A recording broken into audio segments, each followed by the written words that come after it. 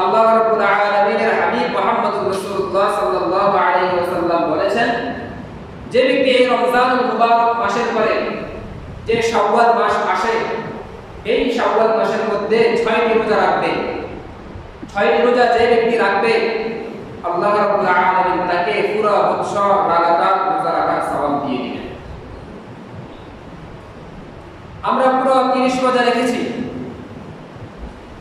এই 30 রোজা, প্রত্যেকটা রোজার বিনিময়ে আল্লাহ রাব্বুল আলামিন, এক একটা রোজার বিনিময়ে আল্লাহ রাব্বুল আলামিন 10টা রোজা সওয়াব দান করবেন। তাহলে 30টি রোজার সওয়াব 300। আর এই শাওয়াল মাসের মধ্যে আমরা যদি 6টি রোজা রাখতে পারি, তাহলে আল্লাহ রাব্বুল আলামিন আমাদেরকে এই 6টি রোজার বিনিময়ে আর 60টি রোজা রাখার সওয়াব আল্লাহ রাব্বুল আলামিন দিয়ে দিবেন। তাহলে 360 দিন আমরা যদি সওয়াব পেয়ে যাই এই 6টি রোজা রাখার মাধ্যমে, তাহলে এই 6টি রোজা রাখা আমাদের প্রয়োজন আছে কিনা? এই 6টি রোজা রাখার নিয়ম জেনে নিই। সেটা হচ্ছে, আল্লাহ রাসূল সাল্লাল্লাহু আলাইহি ওয়াসাল্লাম বলেছেন, তোমরা এই শাওয়াল মাসের মধ্যে 6টি রোজা রাখবা, লাগাতার রাখার প্রয়োজন নেই। আজকে রাখলা, আবার 2 দিন পরে গ্যাপ দিয়ে বা 1 দিন পরে গ্যাপ দিয়ে আরেকটা রাখলা, তাহলে চলবে। মোট কথা পুরো মাসের মধ্যে গ্যাপ দিয়ে যদি 6টি রোজা রাখা হয় তাতেও চলবে। আরেকটা মাসআলা, সূক্ষ্ম একটি মাসআলা আমরা জেনে নিই।